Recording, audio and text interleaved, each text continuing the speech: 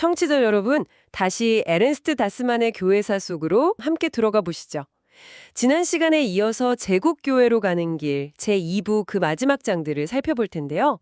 오늘은 유대인과의 관계, 그리고 회고와 전망 이 두 부분을 다룹니다. 네, 고대 후기 교회랑 유대교의 그 복잡했던 관계, 또 4세기 교회의 변화, 이런 것들을 에른스트 다스만의 교회사 분석을 통해 한번 깊이 들여다보는 거죠. 맞습니다. 그럼 바로 시작해 볼까요? 먼저 좀 무거운 주제일 수도 있겠네요. 교회와 유대인의 관계입니다.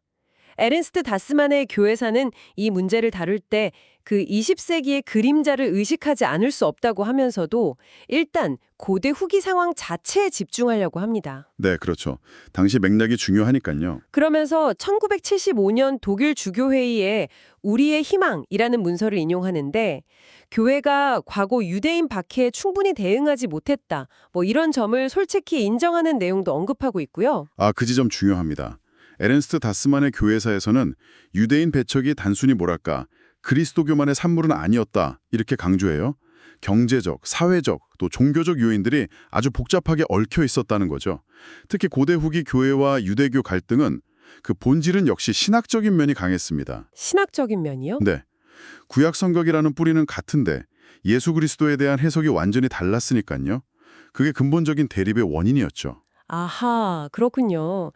흥미로운 건요. 에른스트 다스만의 교회사에 따르면 그리스도교 초기 논박 방식이 당시 이교도들이 유대인에게 퍼뜨렸던 그런 비난하고는 좀 달랐다는 거예요. 예를 들면 어떤 거죠? 당나귀를 숭배한다거나 사람을 제물로 바친다거나 하는 그런 황당한 이야기들이요. 오히려 박해 시대에는 그리스도인들도 비슷한 비난을 받았기 때문에 그런 종류의 비난은 중세에 가서야 유대인에게 심어졌다고 설명하더라고요. 맞아요. 그랬죠. 그 신학 논쟁의 핵심 인물로 우리가 두 사람을 꼽아볼 수 있는데요. 바로 아우구스티누스와 요한 크리소스토무스입니다. 네, 두 거장이죠. 아우구스티누스의 경우 그는 유대인의 디아스포라, 그러니까 흩어져 사는 것을 오히려 교회의 승리를 보여주는 하느님의 증거다. 이렇게 해석했어요. 흩어짐을 증거로요? 좀 역설적인데요? 그렇죠.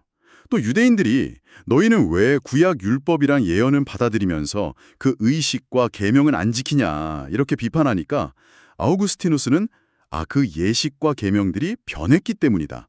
우리는 거기서 예언된 바를 이해하기 때문이라고 답했죠. 그러면서 영적 이스라엘, 즉 교회와 육적 이스라엘을 구분합니다. 유대인들은 율법을 전하기는 하는데 그 의미는 이해하지 못한다. 그래서 만백성에게는 증언이 되고 너희에게는 치욕이 될 뿐이다. 이런 말까지 했어요. 꽤 강한 어조네요.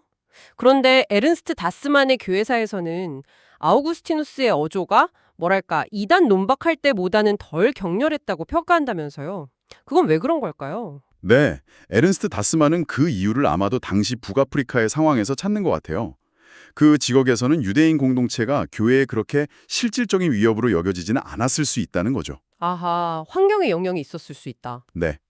그런데 안티오키아의 요한 크리소스토무스는 상황이 전혀 달랐습니다. 그는 신자들이 유대교 축제에 참여하는 걸 보고 정말 격렬하게 비판했어요. 어느 정도였나요? 회당을 충녀의 집, 죄악의 장소, 심지어 사탄의 성 이런 식으로 묘사하는 등 아주 거친 언어를 사용했죠.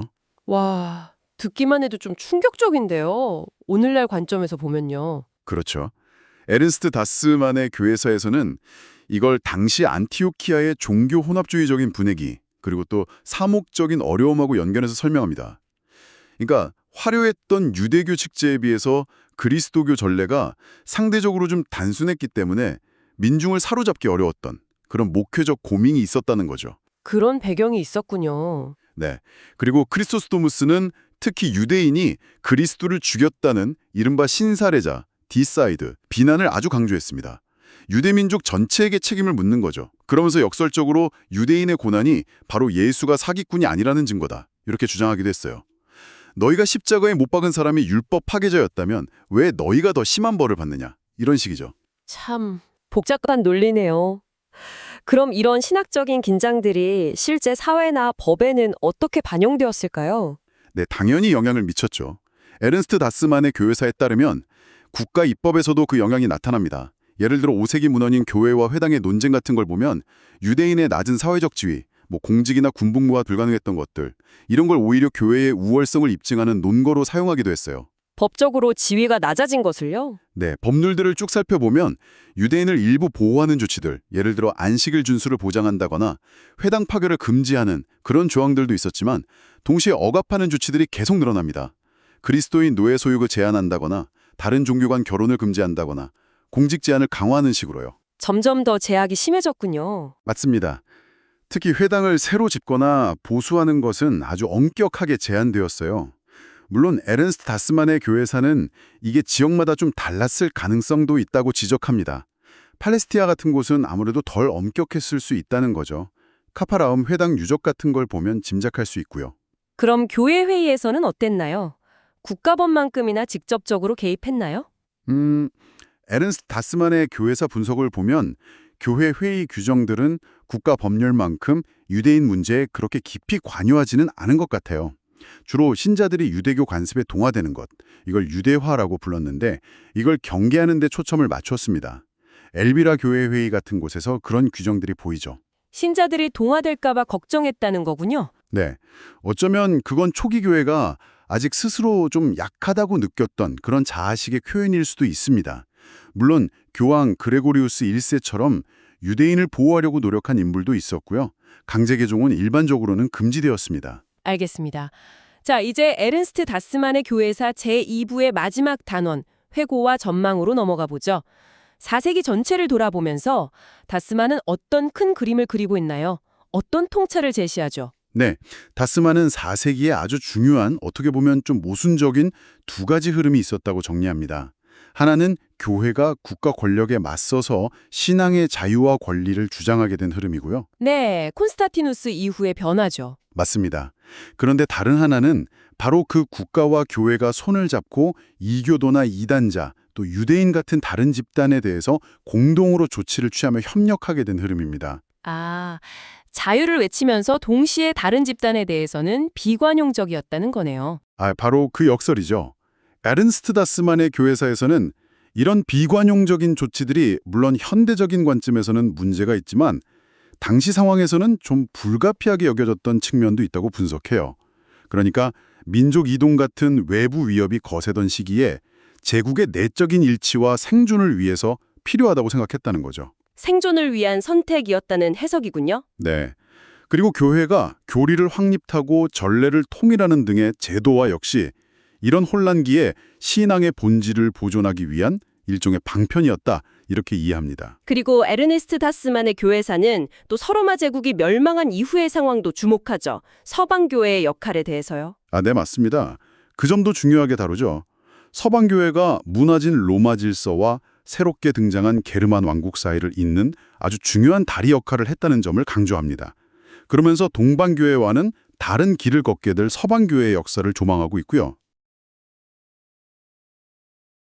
네, 오늘 에르네스트 다스만의 교회사 분석을 통해서 고대 후기 교회와 유대교회의 그 복잡하고 때로는 어두웠던 관계부터 4세기 교회의 제도화와 사회적 역할 변화까지 정말 핵심적인 내용들을 짚어봤습니다.